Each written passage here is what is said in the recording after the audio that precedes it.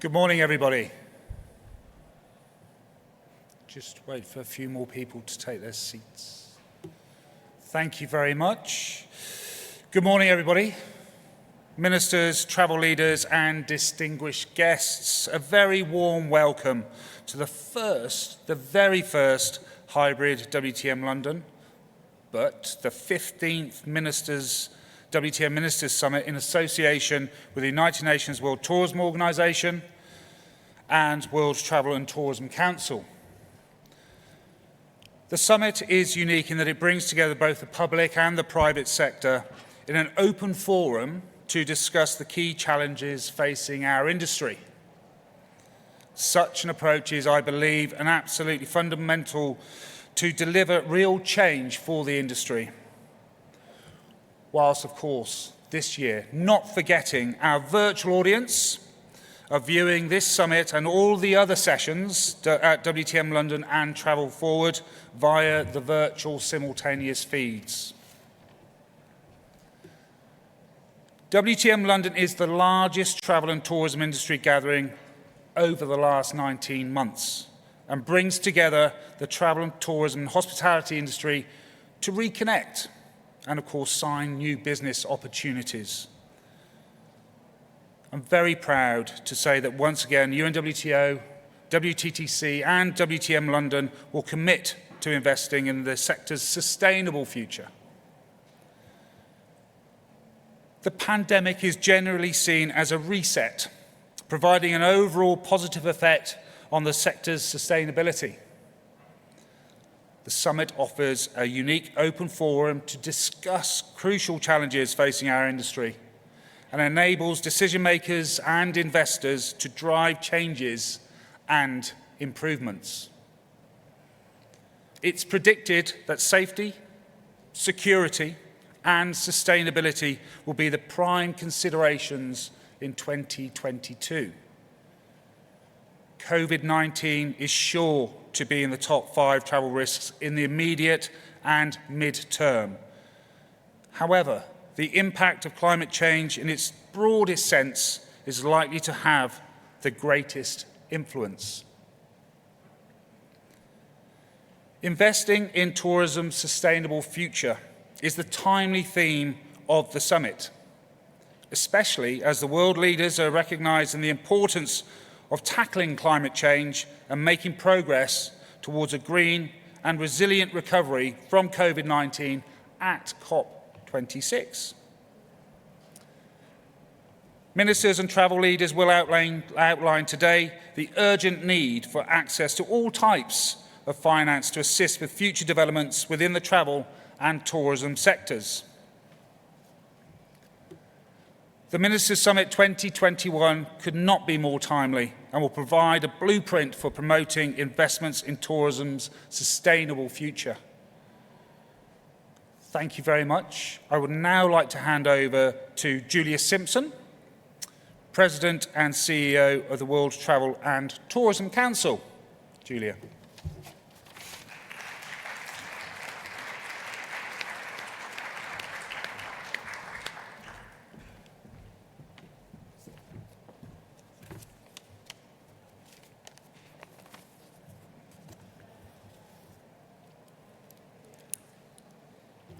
Good morning. As leaders of the world gather in Glasgow, a minute before midnight, as Boris Johnson said yesterday, I was drawn to the words of world explorer David Attenborough. As you know, he has cherished every species and every plant on our planet, sparking the curiosity of generations to travel. He said, "If working apart, we are a force powerful enough to destabilize our planet. Surely, working together, we are powerful enough to save it." Secretary General, Your Excellencies, ministers from all over the world, dear members of the WTTC and UNWTO, and friends and media. It is an honor to address you today at this moment in our history. Yesterday, our leaders pledged to halt deforestation, close to home and hearts of many in this room, Today, as leaders of travel and tourism, we look at what we can do as powerful forces in our countries and our communities. As you may be aware, WTTC represents the global private sector. Our members are the CEOs of over 200 travel and tourism businesses from the different industries that makes up travel and tourism as a global sector. Travel and tourism, as we know, has always been an integral part of the global economy. In this room, we know it represents 10% of global GDP and is a critical employer in wealthy and poor communities. But sometimes it takes a crisis like COVID-19 for governments to realise its value and give travel and tourism a seat at the top table. The loss of 62 million jobs has been keenly felt, but also those jobs in the other sectors that travel and tourism supports: the shops, museums, theatres, construction, agriculture, from the roadside seller of mangoes to the shuttered malls. But during this crisis, it has become clear that tourism affects not just jobs in terms of numbers in our sector, it affects people's livelihoods, women's livelihoods, education of our children, community development, environment, wildlife, and of course, the overall economy of whole countries. At our last WTTC summit in Cancun, which I know some of you were able to join us, it was, as you know, the first in-person global summit, I was struck by President Santos of Colombia. He told us how he had used tourism to help pivot his country away from the grip of drug cartels. Former guerrilleros, former guerrillas, had put down their AK-47s and were now custodians of the rainforests as tourist guides. We have seen definitively that public, private, and community collaboration is integral to the global economy recovery. And ultimately, it is this sort of public-private engagement that will pull us out of COVID and out of the climate crisis. Not private sector nor public can walk this journey alone. And I would like today to formally thank Minsters for your support of our sector in the form of furlough schemes, that without doubt has meant that for many, they are still standing and will be able to pull through this. I applaud you for that contribution that you have made. Now, as the sector has used this time to reset, as Simon said, the private sector is regrouping and investment in sustainable tourism is beginning to flow. In this room, you are the best advocates for ensuring that the investment goes deeper into those regions and development areas that need it most. Capital investment in travel and tourism fell significantly from US dollars 986 billion in 2019 to US 693 billion in 2020. Clearly, that's a 30% drop. But as you will know, at the same time, the GDP contribution of our sector was cut in half, showing that in spite of the crisis, investors have stayed, and thanks to the schemes that you ministers have introduced in your countries. And it's also credit to the agility and the tenacity of our incredible sector. Looking further into the future, it's important to look holistically at the global economy and how it interweaves with the recovery of our sector. For the sector to recover both sustainably and inclusively, we need to look at effective and targeted financing and investment strategies. Today's destinations and governments are working hard towards attracting investment, and we know investors and the public will demand that we spend money to protect our planet and its people. Governments have tools to help. Smart taxation. the use of digital innovation that will absolutely change the business model of the way we work. I was in Saudi recently. I was very fortunate to be in a VIP lounge. I ordered some food, again, a very lucky woman to be able to do that, and a little robot brought it to me, not a human being. The other areas where governments will be helping us is the integration of health and hygiene protocols. Destination stewardship. In fact, we can all become mini David Attenboroughs as the travellers look for the new outdoors, and most importantly, we need a skilled, empowered and valued workforce, as many of us are looking down the barrel of labour shortages. As travellers venture further afield, we can facilitate tourism flows from larger cities to secondary and tertiary destinations through investment in physical and virtual infrastructure and improved transport. Critically, we need to remember residents in our destinations. We need to invest in making sure destinations are great places to live and not just great places to visit. Sustainable growth is a key priority for the WTTC, from climate action, as you know, to ending illegal wildlife trade. We at WTTC, along with our members, are dedicated to protecting people and planet and ensuring our sector acts as a force for good. And I'm delighted to announce that in collaboration with UNEP, the UN Environmental Programme, and Accenture, we will launch our net zero roadmap for the travel and tourism sector at COP26 in Glasgow this week. This is the first time we have measured our carbon footprint as a sector across all our individual vertical industries. The roadmap establishes a framework for each industry in our sector to achieve net zero by 2050. Additionally, I'm very pleased to say that WTTC will join UNWTO and other organisations in the Glasgow Declaration to support its members to drive climate action to achieve the goals outlined in the Paris Agreement.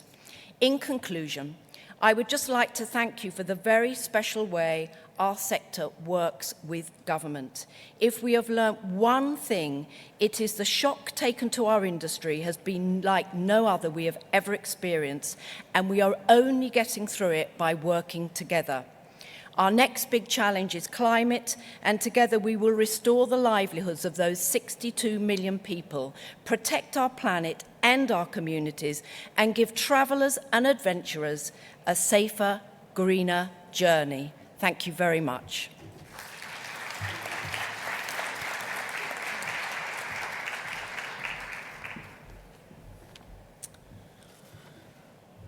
Julia, many thanks. It now gives me great pleasure to welcome Secretary-General of the UNWTO to the stage for his opening remarks.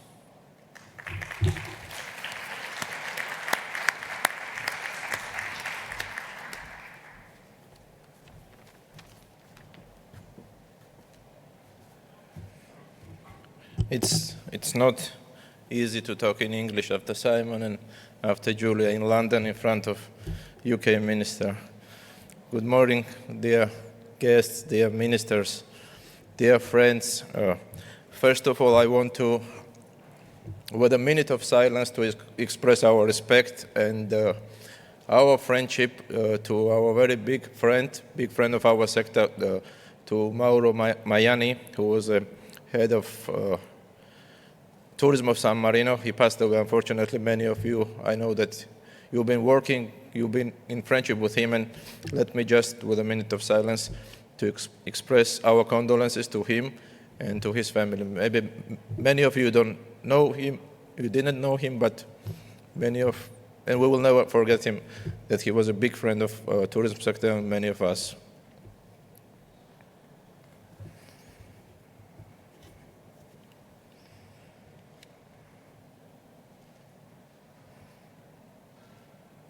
Thank you. I'm very happy that we are back. We are back in London. First time without masks, many of us.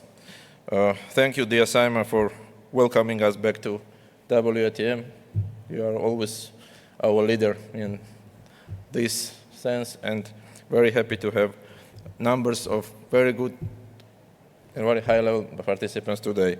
Dear Julia, thank you for your joining as co-organizer. We are only stronger if we work together. Distinguished ministers, dear colleagues, it's a pleasure to be back among friends and colleagues again to WTM. Being here in person is a sign that things can get better. And I wish to outline UNWTO's position, priorities and commitment, from strengthening collaboration to facing up to the challenges facing our sector and shaping the right solutions together. Firstly, where do we stand right now? The return of this summit gives to our organization a chance to strengthen advocacy on the importance of tourism for economies and for societies. It's also a platform to enhance links between the public and private sectors. So important because tourism was the third largest export earning sector after only fuels and chemicals in 2019. But the pandemic hit tourism harder than almost any other sector. In 2020, the direct impact of COVID-19 on tourism led to a drop in global GDP of 2%. That's around $2 trillion. And when we include the whole tourism ecosystem, the goods and services linked to the tourism value chain, the loss doubles to $4 trillion. Dear all, we cannot afford more losses. The future begins today. It's urgent to restart and re-manage the tourism. Only a few days ago, G20 leaders met in Rome. The G20 represents 70% of world tourism, and they must take the lead in accelerating our sector's recovery, both at home and in developing countries. At the same time, the G20 should enhance policy coordination to restore safe mobility and support vaccination equity. I am pleased to say that the Rome Declaration of the G20 leaders includes the need to revitalize tourism based on UNWTO's recommendations for the transition, a green travel and tourism economy. Our work now informs the policy on green transformation. It makes a clear call to action to balance the needs of people and the planet, to secure a resilient and inclusive post-COVID tourism economy. How do we achieve this? It will not be easy. The climate emergency is a bigger threat to tourism than COVID. We are talking a lot that we had 7, 8, or 9, or I don't know how many waves of COVID, but the most important and strongest wave it's on our road, which is climate change and plastic and other kind of environmental solutions and challenges we have in the future. Right now, leaders meet in Glasgow for the United Nations Climate Change Conference. Governments need to send out their climate action plans. So too must tourism. Our sector has the power and responsibility to be part of this solution. At COP26, UNWTO will bring together a broad range of partners towards net zero tourism growth through the Glasgow Declaration. The declaration already has more than 200 signatories, and again, we are close and we are signing this declaration together with WTTC. And again, thank you, Julia, for your leadership. And I'm sure that that will be another historical document which we will declare the day after tomorrow from Glasgow. The restart of tourism while reducing the environmental footprint needs much more than words. What is UNWTO is calling for? We need enhanced and more innovative financing. During the pandemic, overall levels of foreign direct investment fell by 35%, while tourism FDI fell by 74%. At its lowest point, global FDI was even 20% lower during the global economic crisis in 2008. There are signs of empowerment. According to our colleagues at UNCTAD, the United Nations Conference on Trade and Development, global economies have experienced an average growth of 5.3% this year. However, developing countries are lagging behind. With the necessary resources, our sector can help the developing world get back on the feet and build more sustainable future, not through but through empowerment.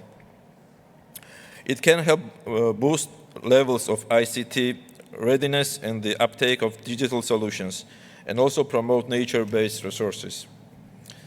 The money is there. There is $3 trillion in public money available for investments. If leveraged with private sector funding, we can anticipate this to reach 10 trillion. The question is, how do we make sure tourism benefits?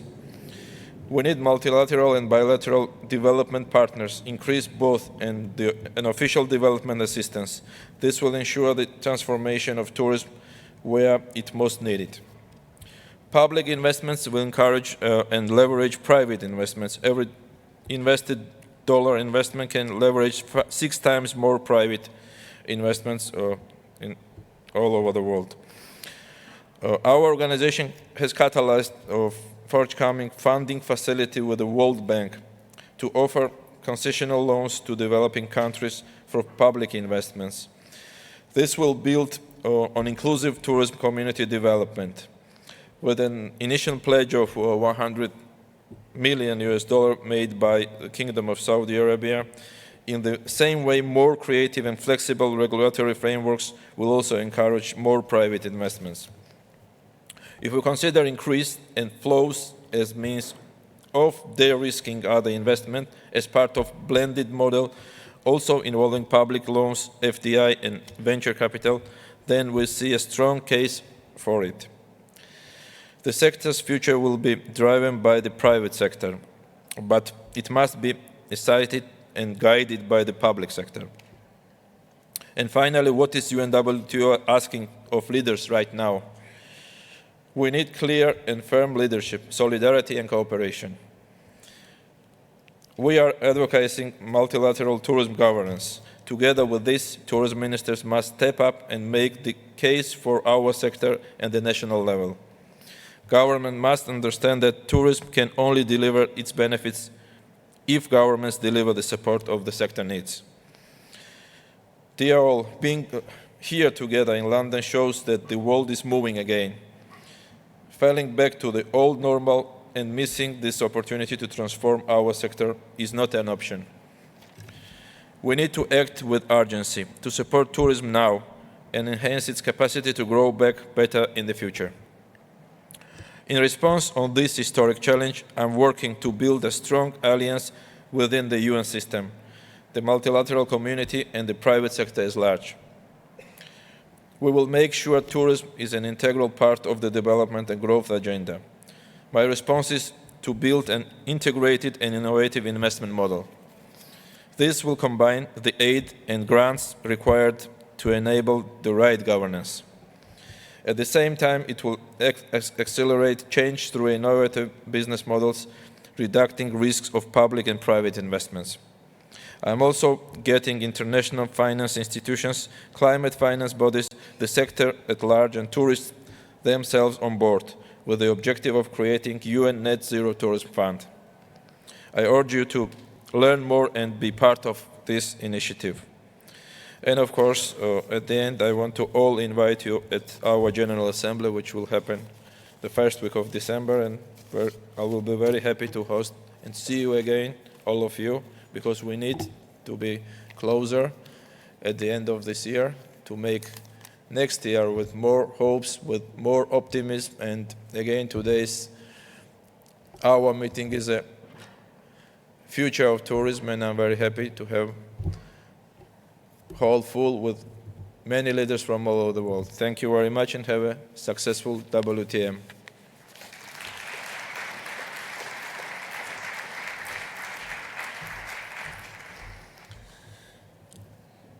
Thank you, Julia, and thank you very much, Zorab.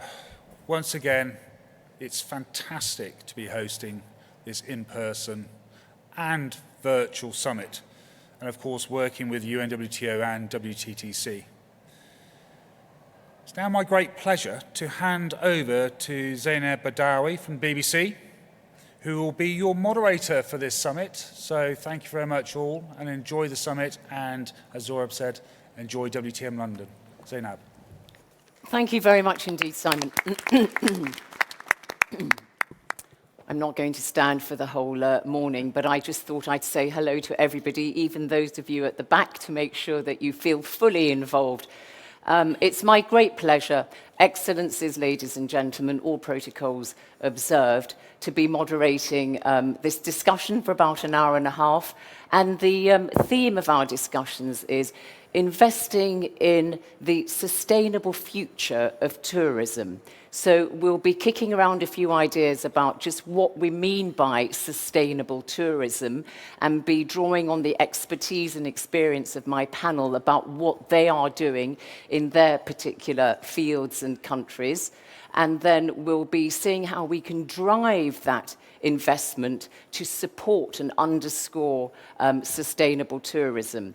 I think when we talk about sustainable tourism, as our speakers this morning have amply demonstrated, you know, the caravan has moved on, the dogs are barking, you know, the consumers, tourists, business community all understand that they have to see an alignment of the global climate agenda with the travel and tourism industry. So it's not a question of whether we should do it, it's a question of how and how quickly we can do it. And that's what we're going to be bashing about this morning. No prepared speeches from my panelists. We're just going to be discussing a few things. And also, we have a kind of outer inner circle in the white seats of leaders in the private sector and also some ministers. So I'll also be drawing on some of you to make your comments.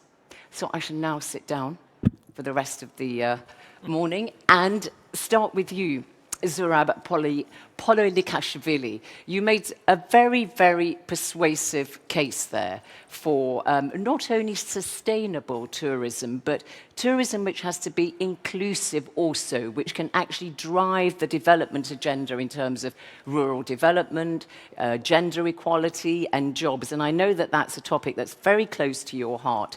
But you also signal the fact that, as we know, because of the economic downturn, we've seen a huge drop in global FDI, foreign direct investment.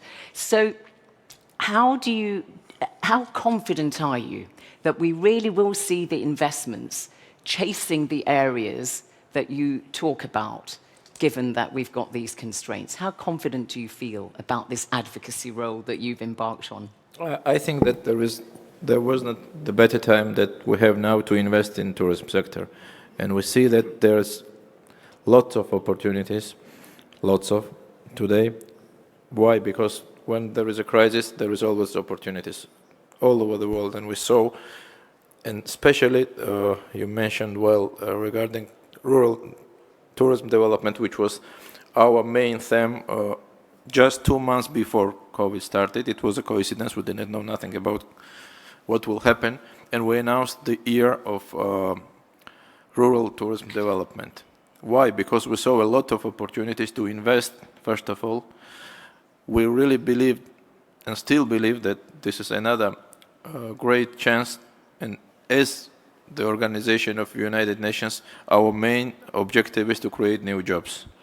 And that was the fastest recipe to create new jobs. I mean, creating new destinations or developing old destinations, attracting their innovation, education, which is very important, to educate more the families who are waiting for tourists, and of course investments. These are three main But do you think the private sector is going to come in and say, look, you know, we want to make money. We're not about educating communities. No, we have a queue of private. We saw in different regions and different parts of the countries. They're not as cynical as I am then. People want to participate there. Good. They want to be there. From bank to pharmacies, from pharmacies to private funds even. They are very patient. They see the benefits from it. Training, without training and without educated staff, it's impossible to develop tourism. That's why we focus and we stress on it. Well, that's great, Secretary General, to start off on an optimistic note like that, to say that the money could chase. This was only part of rural part. Sure. Of course, there are possibilities, and a lot of them in big cities and in new resorts, new destinations, sustainable development. What is sustainable development? We are supporting, and working very closely with, by the way, we're in London now, with Financial Times, to give some concrete guides to countries or cities or villages how to guide investors to attract and to invest there. There are many lands all around the world, but there are lack of projects, there are lack of prepared projects, and there we see our commitment and our support to our member states and our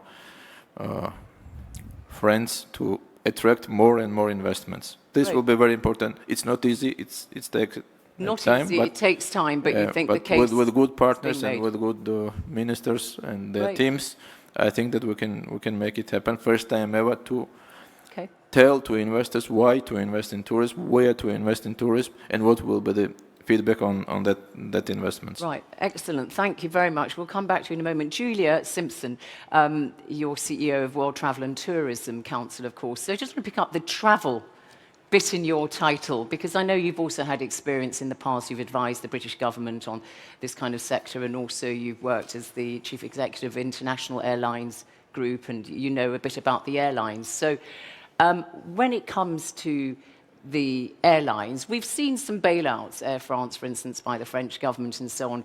To what extent do you think any public money should come with strings attached? And, you know, to say to the airline industry, look, you account for about, aviation accounts for about 2 to 2.5% of greenhouse gas emissions. You've got to link any money we give you to a decarbonisation net zero plan. Yeah. Can we do that? Yeah. Zaina, just before I talk about aviation, just following up on Zurab's comments, you have to remember that before COVID happened, travel and tourism, in its broadest sense, was growing faster than global GDP. It's a big, expanding economy. The problem we've got at the minute is the businesses are good, it's just you've got a cash flow problem. And it's a cash flow problem that's gone on for a while. So it's not, so investors understand that. They understand the difference between a cash flow problem and a bad business. Yeah. And this is a growth area. So I just wanted to say that, which is why I'm absolutely confident. And I've just been in Saudi Arabia and I've seen the investors there doing the big deal. So things are coming back. But the investors themselves are arguing, you know, where are your green credentials? So they are putting pressure on the companies to make sure, and actually regulators already do. So to answer, to pick up your point. We'll come back on the aviation, but that's going to require a fantastic amount of money, isn't it, what you've just picked up on when you say, you know, that it's a huge juggernaut that's got to be moved in a green direction.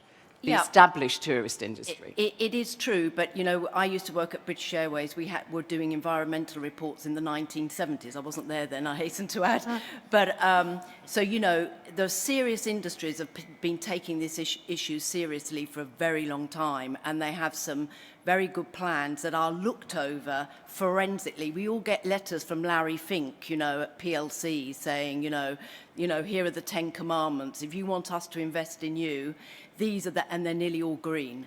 So, you know, the investors are forcing the businesses, not forcing, but it is a virtuous circle. But just going back to aviation, it is certainly an industry that I've worked in for a very long time. And I always say, and some people have heard me say this, but all human activity creates a carbon footprint, whether you're doing a search on Google and it fires up a data center in Virginia or whatever it is. So it's not about demonizing different sectors. That would be wrong. Particular sector that creates so many jobs and supports so many communities and gets, let's face it, some poor people into proper jobs, paying taxes, you know, getting healthcare. So this is the last industry anyone should really complain about. But if you look at aviation, it's absolutely true. There are some sectors, aviation, cruise liners, that don't have the technological fixes as quickly as some other sectors, and they do rely on liquid fuels. You certainly don't want to get in a plane with diesel because it's going to freeze at 30,000 feet, and that's not a pretty picture. So these are very, very sophisticated fuels that there aren't alternatives for. But the industry is investing its shareholders' money in buying new aircraft. These monsters cost lots of money. So, you know, they've grounded the 747s, the big gas guzzling, they're completely paid for. They could have carried on flying them. It would have been made a much better return for their shareholders. But actually, they've grounded them. They're investing a lot of money. They're looking at electrics. They're looking at hydrogen. Those are a way down. It's a long you know, time. It's a long we can time. see an electric aeroplane happening. It is. It's very is. difficult to It definitely decarbonise is. It's very and then, but there are areas like sustainable aviation fuels, big investment in sustainable aviation fuels. The project I was working on was taking domestic waste, you know, nappies and scraps of food, and turning it into sustainable aviation and fuel. consolidation of airlines as well. Yes, I think so. I mean, it's a very highly competed sector, and it's also, I won't bore you, but it's one of the few sectors in the world that cannot consolidate because of the ownership and control rules. Basically, every country wants their national airline, and they are not willing for Air Big Nation and Air X Nation to merge, and they don't allow it by law. So, you know, in America, European cannot own cannot buy an American airline.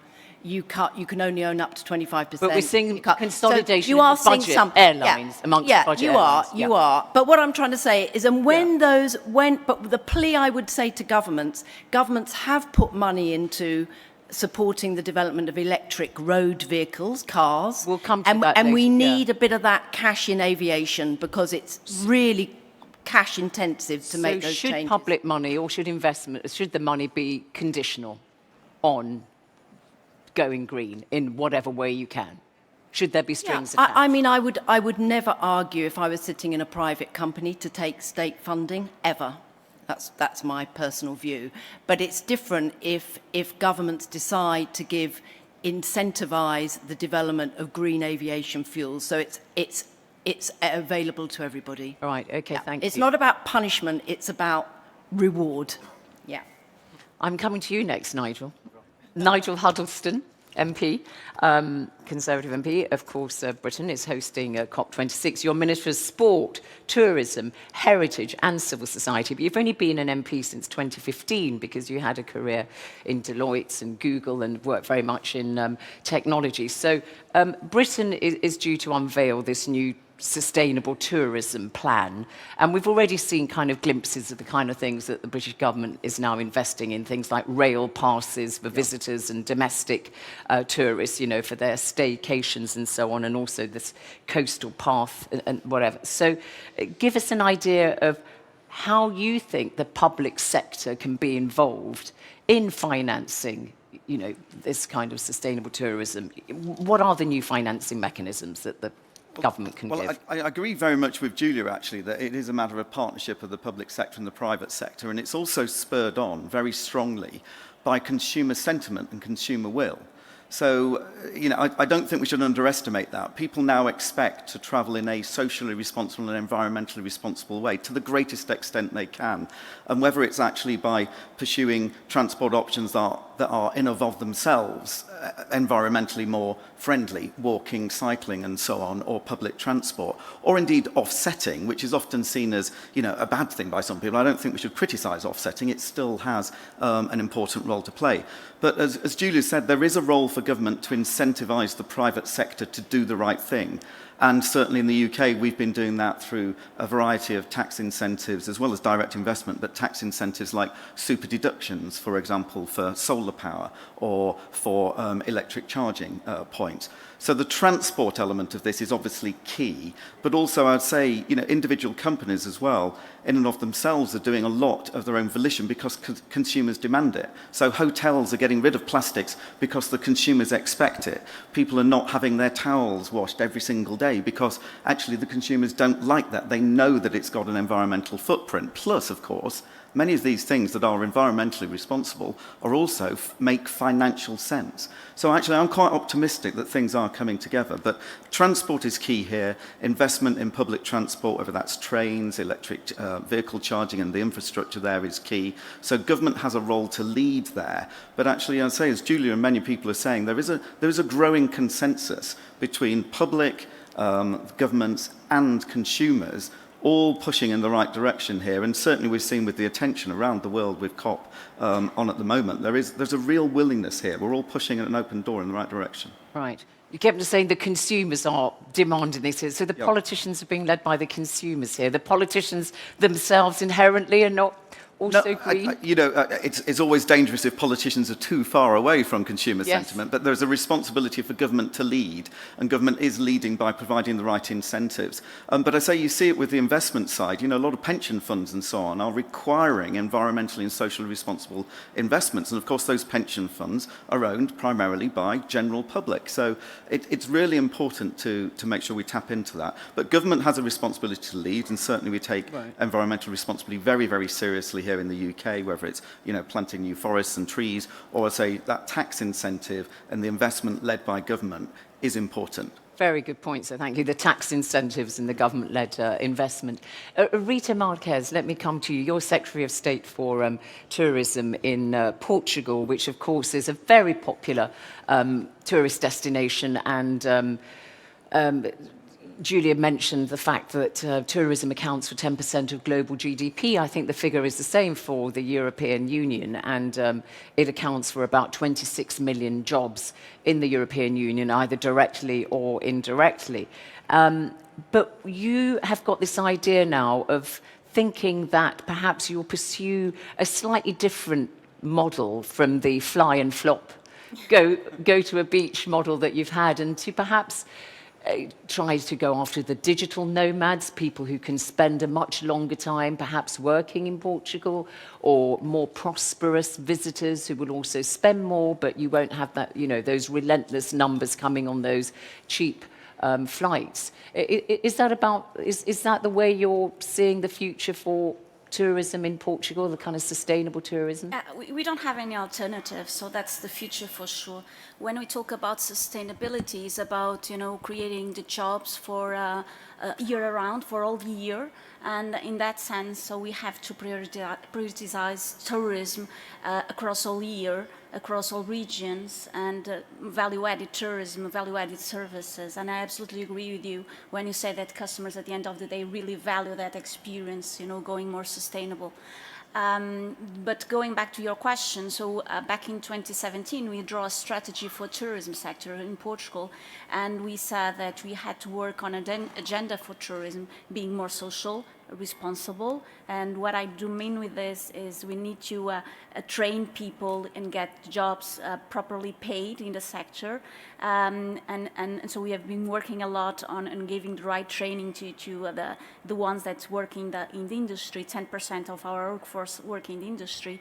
We have to be social responsible, so we have to be also environmental responsible. And so we have been working, with hotels and accommodation sites and all that in order to reinforce public policy. And by the way, investment in Portugal has strings attached. So basically, we only give financial incentives, fiscal incentives, if it's a green investment. So something that's the rule.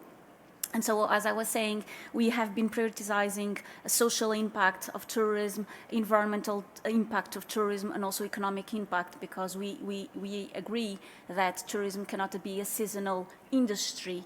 And in order to have, proper jobs, you need to maintain tourism as a year-round industry. Yeah. And so that's what we defined before the pandemic, so a couple of years ago.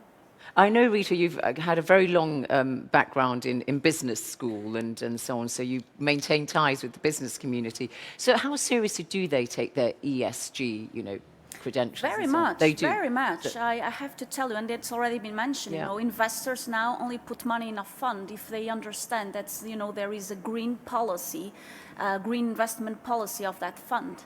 And so it's about, complying with the ESGs, that's for sure. But at the end of the day, it makes sense from a business perspective model.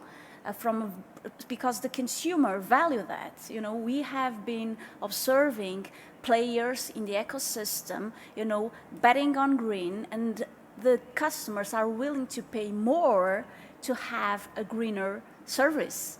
And so the business model really makes sense. So I'm very optimistic, as Zula was in the beginning. So I think there is no alternative, and I see, you know, the flow towards sustainability. So you have to pave the way forward, and it's happening. It's already happening. Right, interesting. We'll stay with Europe and we'll go to Massimo Garavaglia, who's the Minister for Tourism of Italy. And Italy is one of the top 3 destinations, of course, for tourists in Europe. And we've heard a lot about over-tourism affecting beautiful historic sites such as Venice, and you're trying to get a more sustainable kind of tourism for your communities, because that's also a very important aspect when we're talking about sustainable tourism, by perhaps, you know, and also in Florence, distributing some of the art to different sites so that not everybody hammers the streets of Florence. So, Minister, I know you're going to speak in French, so everybody can get their headphones out if they wish to follow what the Minister is saying. It's number 1 for English. So maybe you would tell us a little bit more about Italy's plans on sustainable tourism. Thank you. Oui, merci. Oui, donc, pendant le G20 qu'on a eu le 4 de mai à Rome, on a parlé beaucoup de ce thème et du thème de la durabilité du tourisme. Donc, c'est même le touriste qui est changé. Tout le monde va changer l'attitude du tourisme et il faut que nous aussi vont changer notre habitude. Donc, le gouvernement peut faire 2 choses. La première chose, la plus simple, pas simple à faire, mais simple à organiser, c'est d'améliorer les structures. Donc, l'hébergement. En Italie, on va investir presque 7 milliards d'euros pour ça. Mais ça, c'est seulement une face de la médaille. L'autre chose à faire, c'est de changer vraiment l'attitude. Donc, on parle toujours de slow food, slow food, slow cheese. Ce tourisme lent, maintenant, va marcher très vite. On a vu en Italie que c'est ça, on change vraiment historique dans l'attitude du tourisme et du touriste. Donc, si on va réussir à organiser mieux l'offre touristique pour ça, peut-être que le phénomène de l'overtourisme peut être une occasion et pas un problème. Je vais m'expliquer. Il faut que nous organisons l'offre touristique pour faire de façon que quand un touriste vient à Venise, il ne se ferme pas seulement à Venise pour faire un selfie et puis retourner à sa maison, mais il va dans tout le territoire. Donc, il peut voir ce qu'on a dans notre pays. Et il peut essayer l'énotourisme, la gastronomie. Donc, il faut changer toutes choses. Right, thank you very much. So, some clear plans there on how to tackle the problems of over-tourism, because, as you said, they all converge on the very, very popular sites of Florence and Venice. Because we mustn't forget that when we talk about sustainable tourism, of course, we're also talking about the communities, the people who live there, and it's not sustainable if we find that there's damage to their environment or to their way of living. So we've looked at Europe here. Let's move out of Europe now and go to Egypt, a country which is not far from where I was born, in northern Sudan, so we're near neighbours. And Dr. Khalid Al-Anani, you are the Minister of Tourism and Antiquities. You're the first minister to take this role in the merged Ministries of Antiquities and Tourism, because, of course, antiquity is so important to your tourism. And you've been a professor of Egyptology, I think, for many, many years. So you know what you're talking about. Now, your tourism in Egypt is antiquities, obviously. People go and see all your fine museums. But you've also got, you know, resorts like the Red Sea resort of Sharm el-Sheikh and so on. So let's just pick up on that, because you've signed up to the UN's Green Fins initiative about how to reduce the negative impact of environmental damage on your, you know, your seashores and so on. So tell us a little bit about that first, and then we'll come on to the antiquities part of your brief. First of all, I have to say that we are the same country. We are sharing the same water. This is true. I'm very glad to be with you today physically after 2 years of virtual meetings and conferences. And working together, even virtually, was very efficient, because without our cooperation together, we wouldn't be here today. And I'm very glad, and I'm very thankful to UNWTO, WTTC, and WTM for organizing this very important meeting. Talking about Egypt, so we have to ask first, why tourists go to Egypt? 80% of the tourists coming to Egypt, they come for the Red Sea resorts, for Sharm el-Sheikh, Taba, Hurghada, Marsa Alam.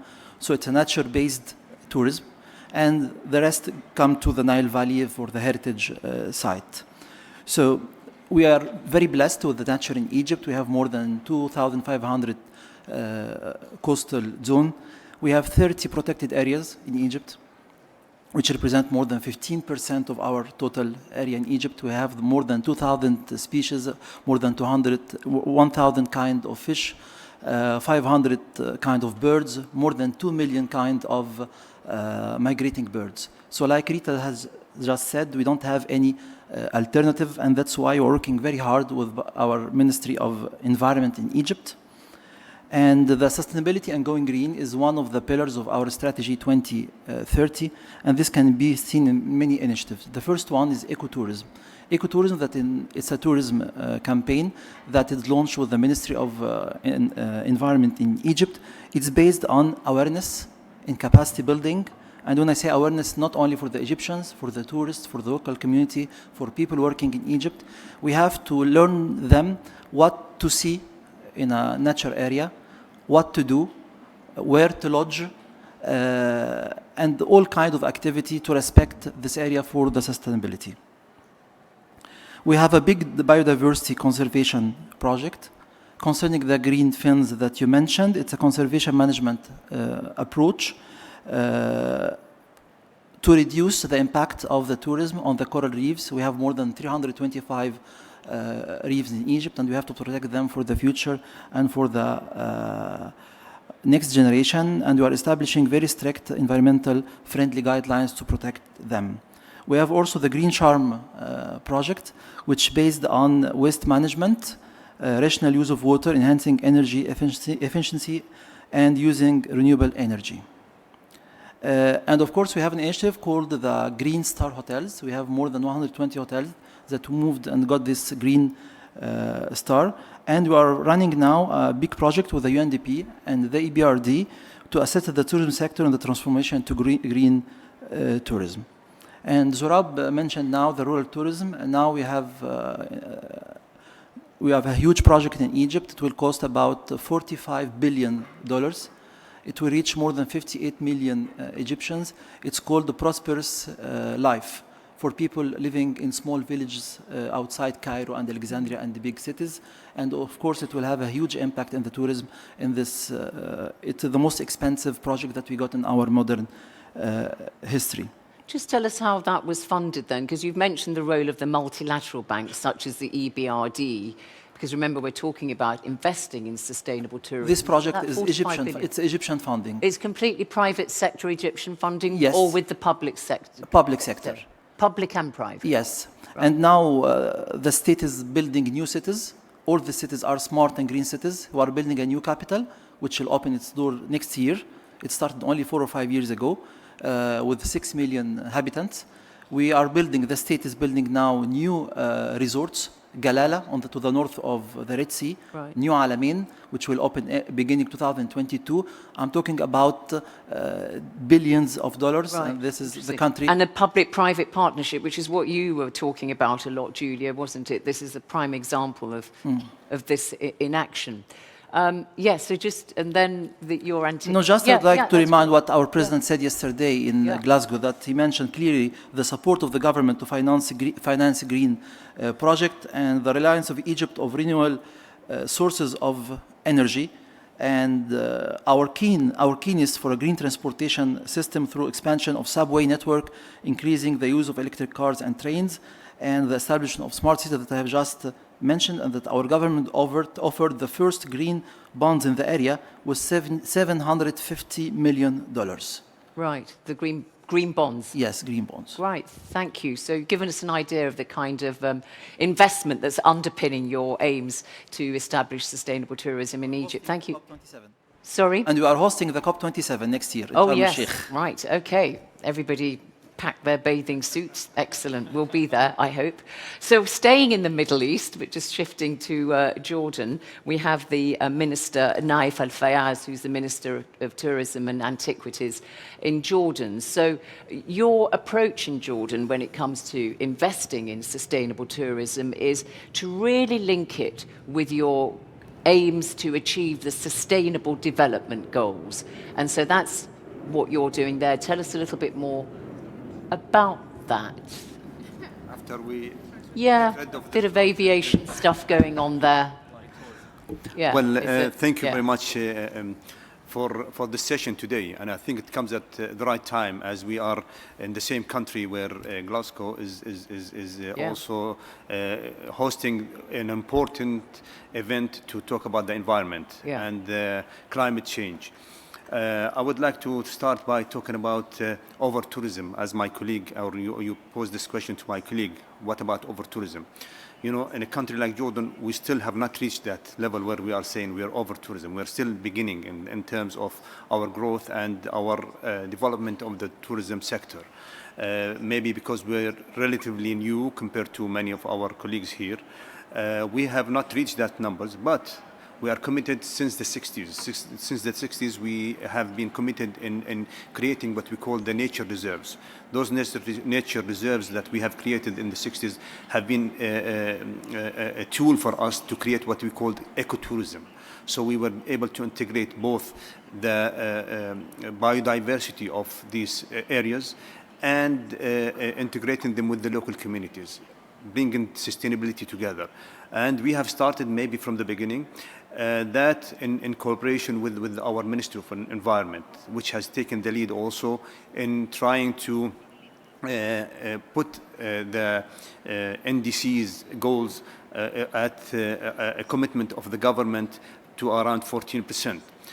Funny enough, I was talking to our Minister of Environment who is going with a new proposal to Glasgow. We are committed on 14% with financial support over 12.5%, and we have reached our goal before 2030. Now, some people might come and say, you know, maybe because you have underestimated your goals, although those 12.5% were committed with support, global support, to be able to reach that. And we argue otherwise. We argue that shows our commitment in reaching that. So we're going out there, we're saying that we're going to increase our commitment now again from 14% to 31%, which is, some people are challenging, can you commit to that goal?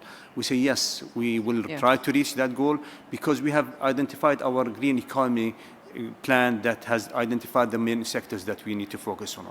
One of those sectors is the tourism sector. Yeah. And we are, when we look at the tourism sector and talk about integrating it with the different other sectors, transport is one of them. So transport also meets with the tourism sector because, as my colleagues have talked about air aviation, but also we have transport or sea transport. Which accounts for, ground transportation accounts for a greater general, we might be a smaller sector from the tourism, but we all also connected with that.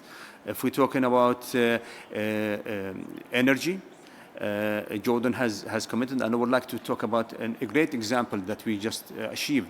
We have a multi-billion-dollar project that we just finished around 5 years ago, and it is fully operated or fully sustainable by renewable energy, and it's one of the largest projects that we have in Jordan. So that's some of the commitments that we But is this going into tourism? Because it's very much investing in sustainable tourism. We understand that you're... This is a project, it's a tourism project. It is the largest tourism project in Jordan. It is called Isla Project. It is on the shores of Aqaba. Yeah. It is the largest project that we have, and it's the first golf course that we have in Jordan, actually, in addition to what. So they're using some of those water is another issue for us in Jordan. A country like Jordan is suffering because of the limited resources of our waters. So using those waters, using the energy, using the sea to be able to integrate all this to the environmental impact and limiting the environmental impact. This is one of the projects that we are committed to. It's very interesting you raise the issue of water, because of course water is very important in tourism, isn't it? Obviously in hotels, but also the swimming pools and the spas and so on. And we know that drinking water comes from groundwater supplies, and you really need to dig deep and so on. And with large parts of the world becoming more arid and semi-arid arid areas becoming even drier, this issue of water is a very fundamental one, isn't it, when we talk about tourism and the need to invest in, resources. And I have to remind everyone here, Jordan is the second or third poorest country in water resources. Yeah. So our water resources, so we are aware of that long before. And you don't want to divert it from the communities, so all these tourists coming to Petra and so on take it all. There were some discussions about the importance of tourism to local communities. Yeah. If local communities today do not feel the importance of tourism and the rewards of tourism that they can benefit from, it doesn't make sense. I mean, there will be the same people who will be standing against tourism. And it's extremely important for us to understand that any project, even investors today, as our colleague said, travelers are becoming more conscious about the responsibility and giving back. Yeah. We have launched what we call the Meaningful Map just before the COVID, 2018. And the amount of demand on this meaningful map from consumers is growing. So we could see that people want to give back to local community. They want to see that their money that they're spending, they want to enjoy their vacations, but they want to understand also that their money is also contributing to the lives of those they have left an impact on. All right, I was going to go to the Arab world in Bahrain, but actually I'm going to come to you because this is a point that's very, very important to you in the Philippines. So Bernadette Romulo, you're Secretary of the Philippines Department of Tourism, because your approach to this whole issue of sustainable tourism and ensuring that you have the right investments is to ensure that people, communities, as well as the workers in the tourism sector, are champions of everything you do in sustainable tourism. Otherwise, you're going to have that kind of conflict that the Minister of Jordan has just raised. Well, first of all, it's nice to see all of you face to face after close to 2 years. But talking about sustainable tourism, I have to mention that the Philippines was actually a lead when it came to promoting sustainable tourism. We actually closed Boracay, our most popular tourist destination, for 6 months. It was closed, and because the president wanted to implement environmental laws. And very important is to mention that tourism is actually everybody's business. It is about human capital. In the Philippines, tourism is 12.8% of our country's GDP, and it employs about 5.7 million people, 13.5% of our total workforce. So we make sure that we rely heavily on human interaction and banks on the hospitality of the community and the warmth and competent service of its competent workers. When the pandemic hit, of course, it not only in the Philippines but all over the world, tourism was the hardest hit. So we recognize the importance of our tourism workers not only in the safe resumption of travel, but more importantly on their role to championing sustainable tourism practices across the sector. With this, in fact, we are making sure that our tourism workers are vaccinated 100%. In Boracay alone, we have already vaccinated about 91% of our tourism workers. And all over the country, we've already vaccinated close to 70%. So we want to make sure that when we finally reopen to tourism outside, when we accept tourists, we want to make sure that we not only accept fully vaccinated individuals, but we have to make sure that our tourism workers are vaccinated so that they are safe. As we continue to reopen our destinations for the local market, we also acknowledge the pivotal role of the community in pursuing sustainability, especially that it is not their vacation spot that is at stake, but rather their own homes, livelihoods, and of course, dreams. As more and more communities, I'm sure not only in the Philippines but across the globe, take up the responsibility of educating themselves and equipping themselves the skills and knowledge needed to successfully operate tourism as a sustainable, inclusive, and resilient industry. With this in mind, we've actually shifted to already high value, low impact, low density travel that offers more meaningful and immersive experiences between a tourist and the local communities. We continue to empower our rural communities and work hand in hand with the different local government units so that they are equipped to develop and manage their tourism sites, whether they be for farm tourism sites or other community-based ecotourism products. This approaches will ensure growth and sustainability so that more people, including the future generation, will get to enjoy the fruits of tourism. And you're finding that the investment in the country and also from abroad is in tandem with these plans. It is. It's what you're doing. Thank you so much indeed. Let's go then to Bahrain, to Zayed bin Rashid Al Zayani. You're the Minister of Industry, Commerce and Tourism of Bahrain, and you come from a big industrialist family in Bahrain, so you have a great deal of experience in business.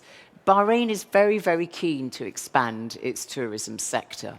I think at the moment, something like 80% of your tourists come from neighboring Saudi Arabia, and a lot of them cross by road. So you're investing in building a new airport for international visitors and so on. So unlike the kind of old established Arab tourist destinations like Egypt and Jordan and so on, you're really building starting from scratch. So you can really go green from the outset. So just give us an idea of how you're doing that and how you're funding this kind of, green, further tourism in a green way. Well, first of all, I'm also very delighted to be with you all here today and to see many friends and colleagues face to face again. It's always wonderful to be in a dialogue with you, Zainab. I've done it a few times before with you. You push us to the limits. Thank you very much. I'm being very restrained today, actually. There's so many of you. I'm outnumbered. Yes. You're up to it, though. I'd like to start by saying, yes, you're absolutely right. Tourism is a new priority as a sector in the government's agenda. And I'd like to start off by saying to all of you, any of you who have access tourists, give them to us. We'll take the Portuguese tourists, we'll take the Egyptian. We have room, so that's part of sustainability, is that we exchange capacity. We launched our first tourism strategy, formal tourism strategy, in 2015. And at that point, tourism was less than 4% of our GDP. By the end of 2019, we have achieved 7% GDP contribution. And we were just about to launch the second version of our tourism strategy, and COVID hit us. So we postponed that, and it was actually done last week. We are aiming, hopefully, to go to double digit, 11% by 2026. And that shows strong emphasis and concentration on that sector. You're right in saying that most of our tourists come from neighboring countries, primarily Saudi Arabia, and this is why we're expanding our footprint as part of the new strategy to approach or focus on new markets, one being Europe and the UK in particular. That's why we are here at WTM. The job is easier for us because we're starting from a smaller scale industry. His Highness the Crown Prince, the Prime Minister, attended last week in Riyadh the Middle East Green Initiative, which was launched by His Royal Highness Prince Mohammed bin Salman, the Crown Prince of Saudi Arabia. And there was a commitment from all the GCC countries, and we tend to be blamed because we are oil-producing nations that we contribute more to pollution or the negative environment. But there was a clear pledge from the whole GCC on net zero targets. It was announced, and I think it was reinforced or it will be reinforced at the COP26. Egypt is hosting COP27, UAE is hosting COP28, which is the one following it. So the whole region in the GCC is looking at environment and sustainability and taking care of the natural resources in a responsible and in a calculated way. Right, and tourism is an important element of your desire to diversify your economies away from fossil fuels. Yeah. And exactly. That was my next point. This is why you see emphasis on tourism in Bahrain, Saudi Arabia. Of course, the UAE is probably the leader in the region in that terms because it contributes to diversification of the economy, and it creates jobs for people in other sectors that were no longer there, thereby reducing reliability on energy. Thank you. I know you have to go quite soon, Nigel Huddleston, but I'm just going to bring in the Minister from Sierra Leone, and then I'll ask you if you want to just pick up on anything you've heard before you go. So, Memunatu Pratt, you're Minister of Tourism and Culture in Sierra Leone. Very nice to see you again. And Sierra Leone actually had quite a good tourism sector, didn't it? I think you had something like 100,000 visitors from France went, because you've got your beautiful coastline on West Africa, and you've got the biodiversity and the pygmy hippos, a very rare, kind of breed. And of course, the civil war in the 90s really hammered your tourism, and then more recently the Ebola outbreak. But you're trying to rebuild now. So just tell us, in your view, how you think that the financing ecosystem could better serve tourism, sustainable tourism, in a developing nation such as Sierra Leone. What do you want to see in that financing? Thank you very much. And then also to say that it's very exciting to be back. And then also to see you again. I see. I think this is my third program which you have moderated. Yes, yes. But then to more specifically on Sierra Leone. Now, of course, you have already given a brief background as a result of the fact that it was a very thriving tourism economy, and then the civil war, and of course we had the Ebola, and then of course now we have been hit by COVID. So in terms of financing for tourism, we have been able to look at it from key perspectives. The first is that if you look at the whole of Sierra Leone, there is need for overhauling the infrastructural development in terms of roads, in terms of electricity, in terms of water supply. And then more so on top of that, you're talking about how do we get to the sites. You call it the national parks. How do you go to some of the islands? How do you visit some of the mountains in the north? And then how do you ensure that with the many, many different islands we have, how do you provide access and develop the blue economy? So one strategy which we have pushed is to have an integrated strategy to tie tourism to overall development. Because of the enormity of the job to get tourism up and running. So what we have done is that if energy is undertaking some development, we make sure we tie tourism into it. The road construction, government has already identified over 21 access routes to the site. So whilst they are constructing road, they can be able to construct that as well. We also apply that formula to health centers. So in that way, we are able to ensure that whatever financing comes for the other sector leverages on the tourism sector itself. That's one. The second one is that we have been able to benefit from grants from the World Bank.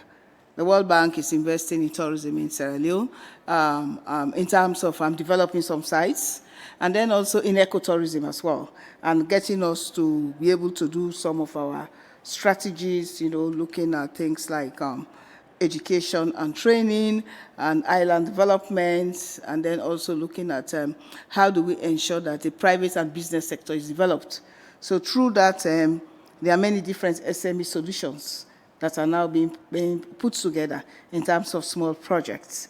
And then also there are activities that has to do with coastal communities. We are doing some work with UNDP under the JEF project, where we are looking at poor people in coastal communities.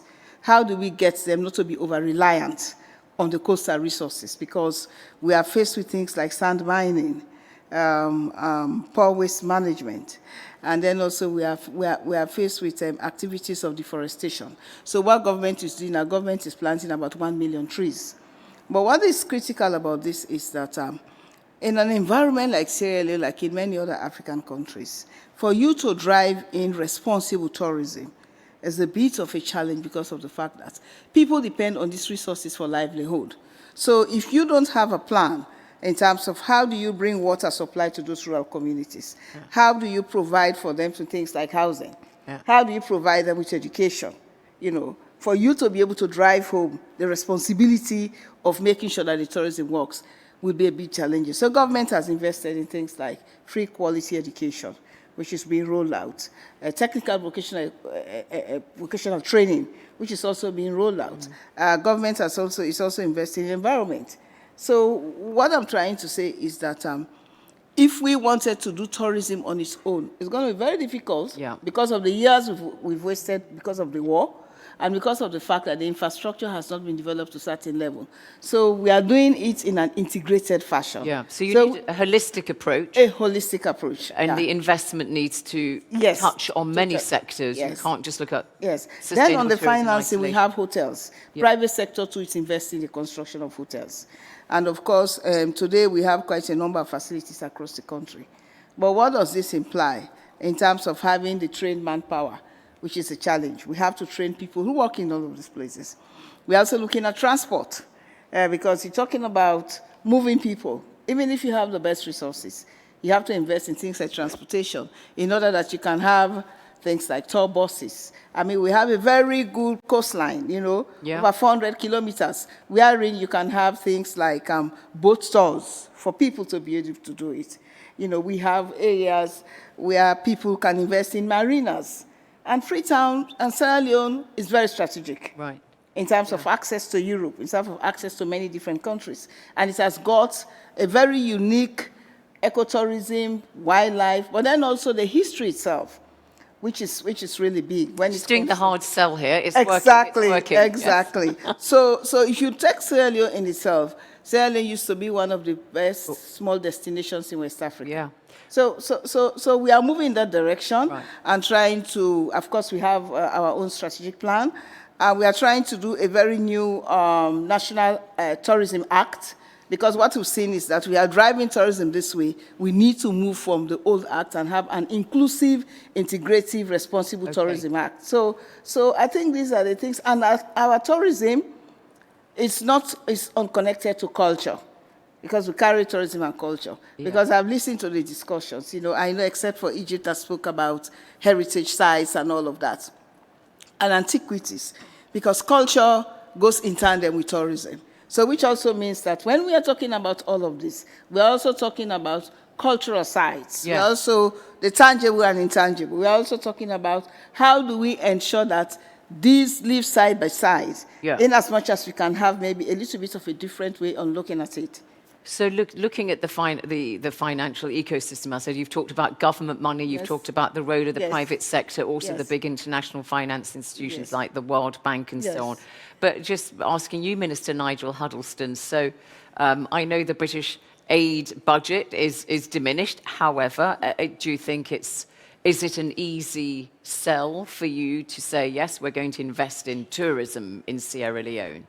Or will people think, my goodness, what's that about? Well, actually, it's an interesting point. The Chancellor, though, just last week announced the intention to get back to 0.7% for international aid. In a few years. In a few years, exactly, because, I mean, like everybody else, government budgets have been pretty constrained. But the intent is definitely there to help out. And how does aid come is a really important point. You know, what form? Of course, there's emergency assistance required every now and again for natural disasters. But aiding responsible tourism, investment in energy production and environmentally friendly energy production is exactly the kind of evolution that we're seeing in aid, and cultural support as well is something that we take very seriously. Yeah, good to hear that. And before you go, is there anything you'd like to pick up on? I know I'm conscious there are still 2 panel members.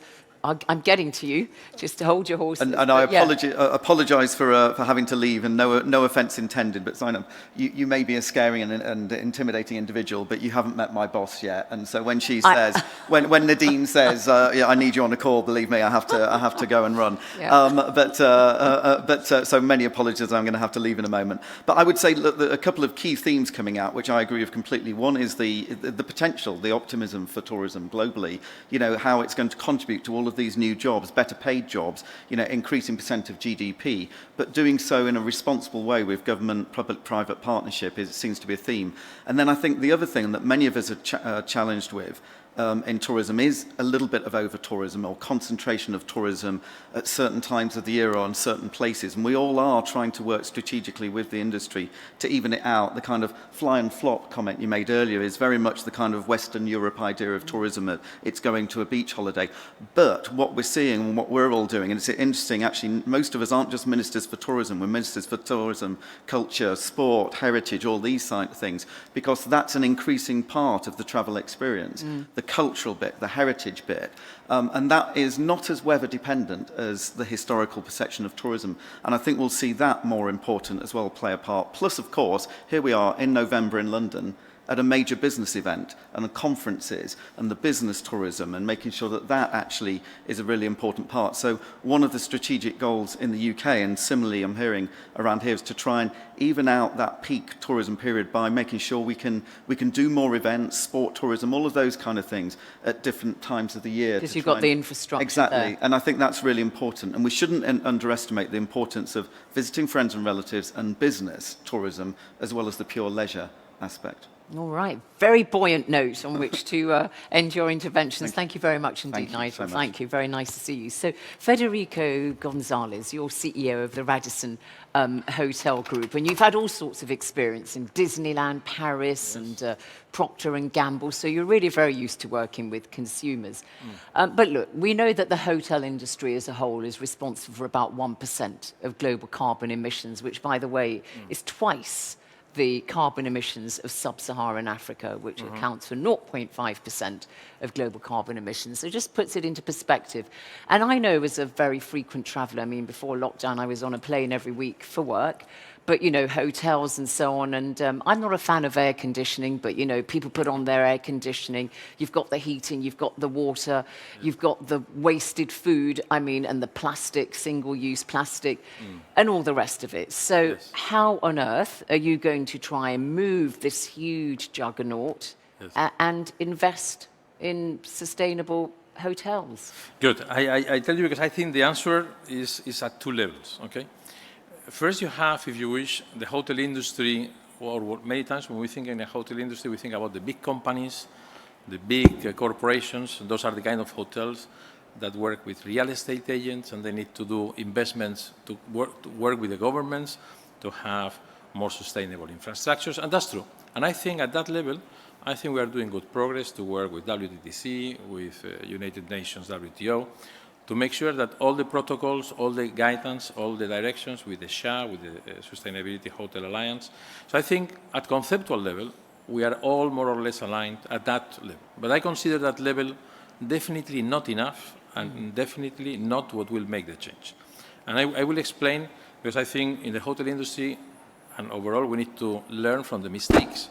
And let me give you a mistake that has been historical. If you go across any of the countries we have talked about, what is a 1 star, 2 stars, 3 stars, 4 stars?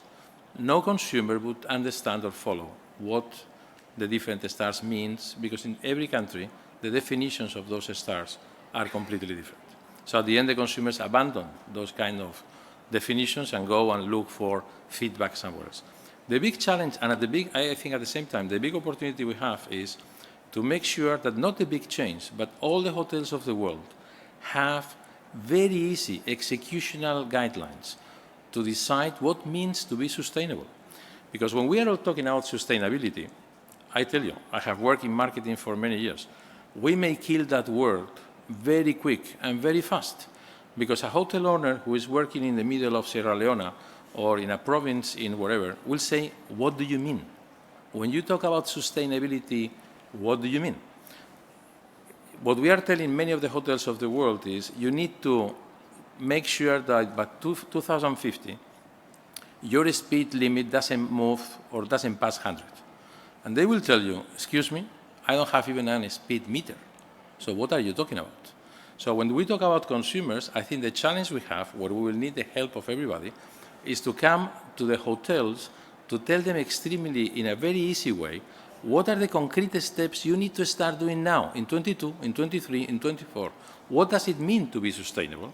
And find, hopefully with the help But don't you know, I mean, you know, Yes. conserve your water, preserve your water, so perhaps don't fit bathtubs in rooms. You can Yes, have but the showers point and that don't waste. But what I'm saying is that in most of the hotel global chains, you will have it. We have very concrete programs, but that will not make the change, because the majority of the hotels of the world do not belong to those big corporations. They are individual hotels in the middle of wherever they are. They need guidelines, and I will give you the example that I think was very successfully led by WTTC. When the COVID came, there was a big crisis, as you know, of what does safety means. I mean, every consumer was worried about, am I going to a hotel? Is it going to be clean or not? WTTC came with a very clear definition of what safe travels means. That has been adopted by 400 destinations worldwide. So are you That saying has we helped- don't know what sustainability No, we looks don't. like for No, the we- hotel industry? No, what I'm saying is the consumer, I know, my sustainability team knows, the industry knows. Ask any hotel, individual hotel in the world, what does it mean to be sustainable? And they will tell you, we don't know. We define it with people, with community, and with environment. But we need concrete measures and enable everybody on the planet to be able to implement those. And then the planet will change before 2050. And is that coming?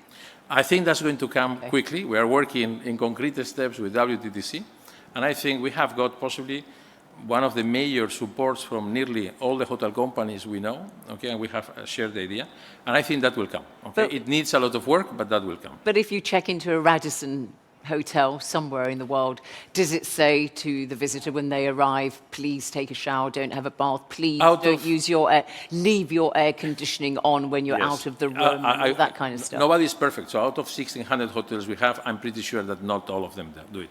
But most of them have implementation, clear guidelines, how to be sustainable, but sustainable in the three fronts: people, planet, and communities. All right. And they have clear rules, but again, the change in the planet is not going to come through what Radisson does.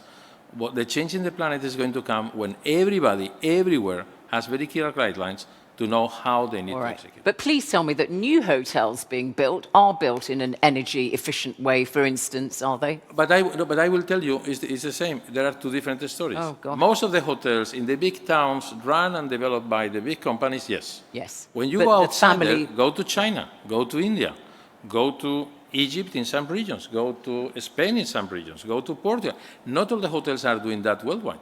That's why enabling them with very concrete tools will be key. Some of the family-led smaller ones or whatever. right. But maybe the big beasts like the Radisson Yes, will those will do. set the standard and set the path. Yeah. David Lavarelle, you've been very patient. Thank you. You're CEO of CETA at Airports and Borders. Before that, you were at CETA for aviation. So the role of technology and innovation is very important when we're talking about sustainable tourism, and picking up on this point that Federica has made about, you know, buildings being sustainable perhaps. I mean, you know, airport buildings can be more sustainable, ground transportation could use electric vehicles and all the rest of it. So how far again is the financing going in that direction? Yeah, absolutely. Thank you, Zena. I'm very happy to be here. So at CETA, basically, we provide a lot of IT and technology back office, background that supports air travel. So we are very, very committed to supporting that pass to sustainability, sustainable travel and tourism. And at this stage, we're really seeing two very concrete steps, which I think have been illustrated today. One, we are very focused on the recovery of the travel. I think we all traveled here, and we've lost 10 years of self-service, ability to process, and then the experience that we deliver to travelers is really bad. And I think that's really bad for the industry. And at this juncture, health invited itself into the air transport processes. And we still have a long way to do to enable that to come back. And we have technology. Technology is ready. It's more a question of coming together and clarifying the rules and responsibilities between governments, between airlines, between airports. So at CETA, we have the solution. We work and we try to help with WTTC at bringing that to the table. That's an extremely important point. All the more that in the industry, at the airport, for example, we've wasted or we've lost about 30% of capacity owing to the new health procedures. So for the same square meters, we are processing 30% less passengers, which and we see travel coming back, is going to create a lot of problem for staffing, problem of customer experience, overall bad for the sustainability. Of course, longer term, I think it's extremely important in our sector, on the air travel, to really understand what Julia was saying, that there's going to be a path with long-term heavy industrial investments to improve further on the sustainability path. Airlines buying new aircraft, airports enabling technology and building around. We talked about smart city, we talk about smart airports. They take years. Now we have technology today who is available where we can optimize the use of the current assets. So for example, we have solutions to help pilots better fly their routes and save maybe 1% of fuel whilst optimizing the way they do their climbing, their routes, and their descents. And all of that contributes to a longer term where we're going to be needing to invest. Right, okay, thank you very much. I know there are ushers with microphones. I'd like you to take the microphone to, I'll let you come in. Just line up the microphone to Lisa Cummins, who's the Minister of Tourism in Barbados, the lady in the lovely, colourful shirt. We'll hang on. But yes, Zayed bin Rashid Al Zayani from Bahrain. Yeah. What did you want to say? You can get the technology from him, by the way, for your new airport. Well, I also happen to be the chairman of Gulf Air, our national carrier. And I was going to raise that point at a later point, but I think you raised a very valid point. The majority of fuel, the major expense in operating an airline is mainly fuel. And it's an ongoing expense because it's a variable expense. The more you fly, the more routes you have. And one of the things people take for granted is weight on board of the aircraft. The more weight you carry, the more fuel you carry, you burn for the similar route. And this is why, for example, in Gulf Air, when we decided to renew our fleet, we looked at airlines, not just as efficiency in engines, but we looked at the weight of the fuselage. We looked at what type of seats we fit in. We looked even at little minor details as the information, the IFE on board, and I'm sure you would relate to that. The trays you serve to your customers. We reduced as much paper, even the magazines on board. We're going What are the trays made of? Biodegradable plastic? It's not that. It's the more weight you carry, the more fuel, the more fuel you burn. But are the products recyclable, the materials? They are, but for example, why should we have an on-flight magazine? It could be digital. Yeah. So we save paper and we save weight. So is it actually cheaper to go for these kind of more sustainable, yes, on the long run, yes. practices? Because you do it once. Yeah. You invest in the IFE system, and then it's a matter of doing everything digitally and uploading it on the system.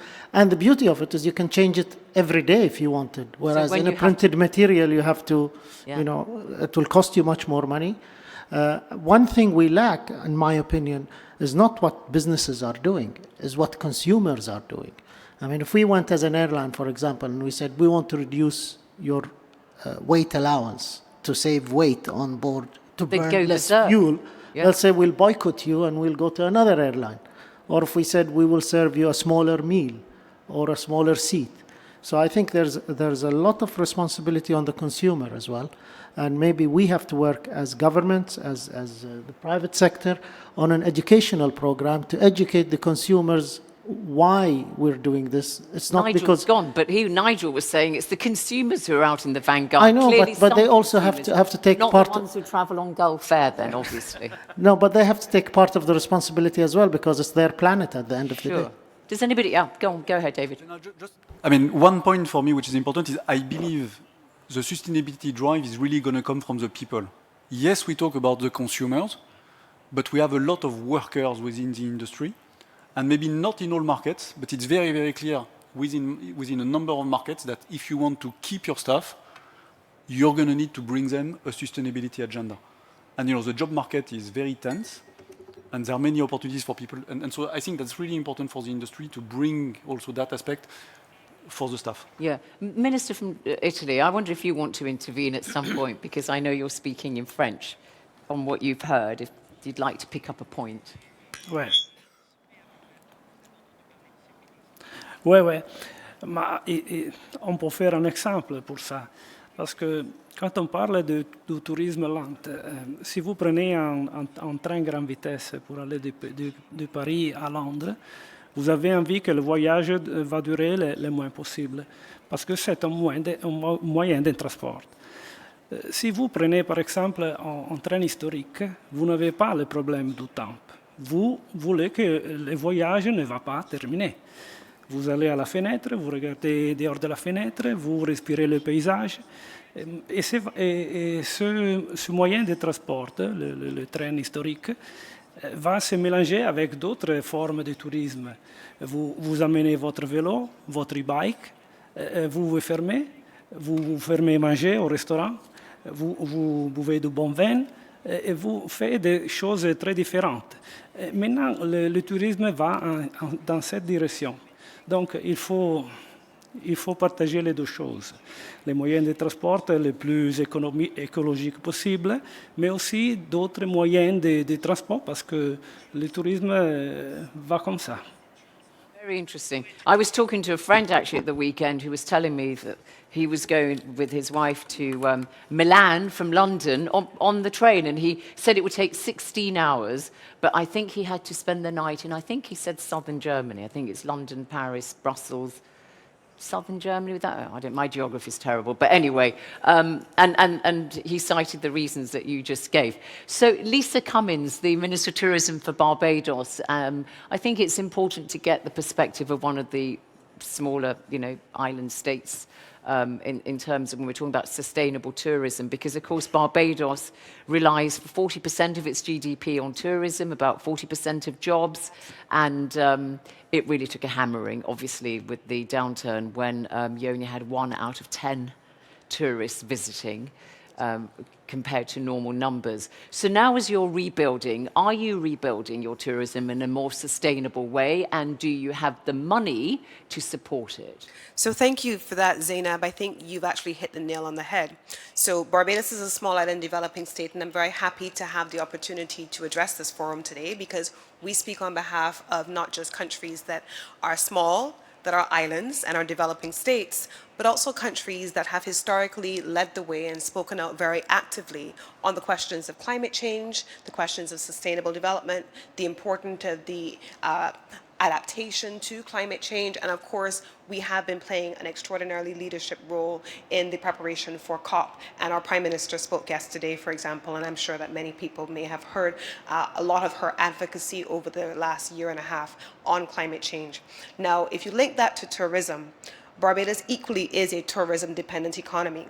We don't have mining, we don't have oil, we don't have anything except our people, and we have invested very heavily in that. So when you put those things all together, and our tourists are coming for what? Typically sun, sea, and sand. And you add COVID, as we have had. We had a volcano that had ash in a neighboring island that shut the country down for 6 days. We had a freak storm, and then we had the first hurricane in 60 years. Those are all things in many ways very connected to the questions of sustainability and climate change, and they have affected our economy. We lost, I believe the amount is for the last financial year, $600 million from our economy. 35,000 people, 40,000 people indirectly employed in the sector, and the majority of our hotel sector and all of our direct tourism services closed off. That is not only Barbados. That is very much almost every single small island developing state. And I think that that is what is important about the tourism economy, because we were the economies that were the most ravished. I think the only economies most ravished in the last 18 months were war-torn economies, Zainab. And so I think what we need, in answer to your question, are probably around three things. One, accountability and commitments as those being made today and over the next 2 weeks in Glasgow. Commitment to actually meet the targets that we've set for 2030 and not necessarily beyond, because for us, 1.5 to survive is a real thing. It is a real thing. It's not an esoteric notion. 1.5 to survive means something to us and to our people. The second thing that I would say is that we've historically spent a lot of time talking about financing for development and financing for sustainable development. When countries are dependent on inputs, grants, investment, and so on, earning from revenues, we need to be able to make sure that we can finance that from developed economies that generate a lot of the emissions that help to impact us, even though we're not the ones generating. And then the third and the final thing that I would say here is that the UNWTO is perhaps one of the most extraordinary organizations within the UN system. And in the same way that we have UNEP, we have UNESCO, you have the World Tourism Organization being extraordinarily well funded to provide leadership on key issues like sustainable development. We need to be able to have a commitment to financing for the UNWTO in areas of sustainable tourism development for countries that are dependent on that for our growth and our very survival. Those would be the key things I would want to say on that. Thank you very much, Lisa. And also the Caribbean is probably the region in the world that's most affected by climate change. Absolutely. Yeah. Just pass the microphone to your neighbour there, Abdullah Mosum, who's the Minister of Tourism for the Maldives, again, a very popular tourist destination and another small island developing state. So just very briefly tell us what you want to see in terms of investments in sustainable tourism from your perspective. Yeah, thank you, Zainab. Most of you must have seen Star Wars and the Rogue One. That was shot in one of the atolls. One scene was shot in Lam Atoll. And what I'm telling you is not a fairy tale, but in that atoll, in one of the islands, there is a fairy lake. But to go to that lake, you need to travel. So I think first thing for the Maldives, we need to travel. That is, in terms of sustainability, the best investment we need is you to travel. Well, Star Wars had the electric airplanes, but not yet. We don't have it yet. In the Maldives, government has set a target. President Ibrahim Solih said in 2030, we will be net zero. So we will do our part. And in our fifth tourism master plan also, we have got that really planted. And we are taking tourism to the people now. The lakes, the ecosystem in the remote islands that have to be preserved and utilized for the well-being of the people. In Maldives, the tourism contributes to 45% of our GDP, and indirectly up to 70%. And we are embarking on a very aggressive plan to move away from the typical Maldives product you all know, the ultra luxury resorts. We will keep that very sustainably because the tourism resource base itself is the engine for that. Tourism relies on the resource base. Hence, we don't have to have regulations. The tourism producers, the tourism owners, they look after that. And the guests, they themselves are becoming more responsible today. They are the king, and we believe in king. And but of course, they need the luxury. In the new tourism, we are starting on 1st January. We are starting homestay in the islands that will enable Maldivians to reap the benefits of tourism. We are also ensuring that in our new islands, 40% of the marks for award in the islands are related to saving the environment and also investing in people. Thank you. Thank you. Thank you for that. Very quickly here in my outer inner circle, anybody from the private sector leader who may want to give us a perspective, or anybody else from that circle who wants to make an intervention? I've gone to a couple of ministers there. Yes, please introduce yourself and the microphone here. Good morning. My name is Carlos Mercado. I'm the Executive Director of the Puerto Rico Tourism Company. And obviously, I'm very delighted to be here and share with you this morning. In terms of tourism in Puerto Rico, we have been having an amazing news lately. We are breaking records in hotel occupancy, in air capacity, and obviously we have a big return of the cruises in Puerto Rico. But we have seen this trend of changing that people want to go now to Puerto Rico, and apart from being in the metropolitan area, they want to go and explore the islands in terms of having that connection with nature. And in that perspective, we have seen a lot of new investment that is coming towards the island in terms of capital investments and construction that is very towards what is green economy, but we have ecotourism, big projects. We have the biggest zip line in the American hemisphere. And we have seen that change that aside from the tourism that go and have to have an amazing experience in the nature and in open fields, now we have the investment that are gearing towards that also. So your investment is geared towards all of this. Thank you very much indeed for this intervention.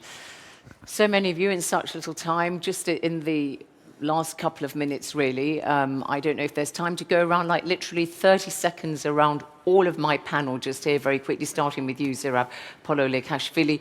Do you really think that we are going to see investments moving in the direction of building a sustainable future for tourism, or is it just going to be a lot of greenwashing we're going to see? So just a quick snapshot. Yeah, absolutely. I think it's non-risk investments, and it's investment for our future. The green investments are the future of tourism, and I really want to engage in to support and to tell to everyone that we don't like the word over-tourism, but over-tourism is coming back. We saw that let's make things simple and take it easier, you know. I really see and the numbers will be there. Next year will be back, and I'm sure that once tourism is back in tourism and people want to travel, once people they already started to travel, there is no risk to invest in tourism. That's the best opportunity to invest. The best opportunity again to invest is education. All right. There is a huge space to invest in education and in talent. This is very important. Next year we will be focused a lot to attract youth and young generation. Well, that's why, because it was mentioned that we have to educate kids what is the role of tourism and how to make sustainable the planet. This is our role, and we will closely work with kids and youth generation to be closer to the sector. Thank you, Secretary General. Julia Simpson, just a very slight variation to you. Do you think we're going to see new financial instruments, new innovative ways of financing tourism? Yeah, absolutely. I don't think there's any alternative. Our numbers show that travel and tourism, the leisure part, could be back to 88% by the end of next year, based on 2019. But to your question to Zurab, we have no alternative. We've got to go green. Zaid and Rashida Zayani. Yes. Briefly. Everybody's going green. It's just a matter of time, and I think some regions in the world will get there quicker than others, but it's something we have to do. It's a responsibility, and I think everybody has to move together. Thank you. Federico Gonzalez. Yes, same, but I would insist in the point I made. The investments will be there, the change will be there, but we'll need to make the consumers understand exactly what we mean so they can make the choice whatever they want, and hopefully the one that is more sustainable. Thank you. That triangle, investor, producers, and the consumers. Yes, thank you. Dr. Ala Anani. I'm Egyptologist, so I have to respect my ancestors ancient times did. All the monuments were built for sustainability, for the eternity, and they worship the nature. We have gods for sun, for the Nile, for the sea, for everything, and all the hieroglyphic signs are inspired from the nature, so we have to continue what they started. Wonderful. Love that answer. Yes, Minister Fayaz. Yeah, well, definitely, I think we have no choice, especially after the COVID. We've seen that everyone is pushing towards that. But I think it's one point that has been made, and it's important. I think we need to simplify things, not only for the main players, but also for those who are involved. I think the more simple they are, the more they are applicable in the whole industry. Yeah, well, Julia spoke at the outset about a blueprint, you know, coming for the industry and so on, and all the different sectors, which I think is very, very important. Thank you. Minister Garavaggio.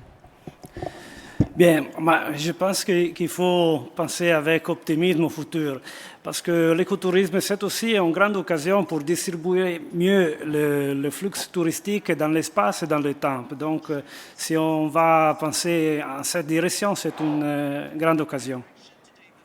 Thank you, merci beaucoup. And yes, Minister Romulo. We just want to make it short and simple. Sustainability is the key to the tourism industry's recovery. Great, thank you. Short and sweet. Yes, Rita Marquez. Oh, yes, definitely. Two quick message from my side. First, public policy should give, the good stimulation or good, should drive change. And so we, all of us as governments, we have this huge responsibility to change the agenda of tourism. And that's pretty much what we've been doing during this couple of months. Second message is that we need to involve not only the private sector, but people. This sector is about people. So the guests trying to value the service that we provide to them as long as it's green. The workers, and as already mentioned, the workforce, and of course, locals, workers, and at the end of the game, also the businessmen and women that have to put their money into the equation. Thank you. David Lavarelle from CETA. Well, you would expect me to say that technology is here to help. Now, as suppliers to the ecosystem, we have to take our own responsibilities. We need to invest into this, and at CETA, we are carbon neutral this year. Thank you. And final word to you, Yes, we are very much keen on going green, but I want to say that particular attention must be given to very poor countries, because you need the amount of investment to get them to understand, to give them the alternatives, to give them the solutions. And I think that is really where the challenge is going to be. So as people in tourism, climate change is the alternative for us to survive in the next century. So what we need to do is to ensure that we mainstream solutions and options for very poor local people, in order that we can give them hope as to why there is need for them to go green.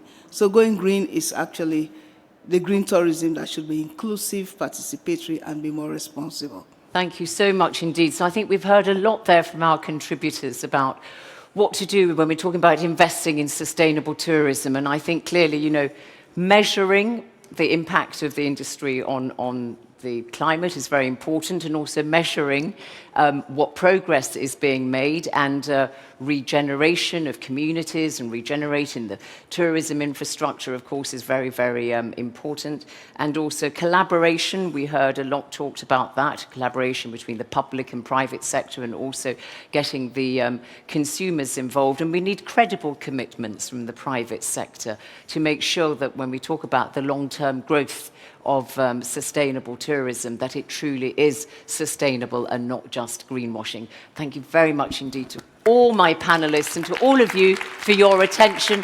I hope you have a very enjoyable events for later on in your day. It's been my pleasure being with you. Thank you. Goodbye.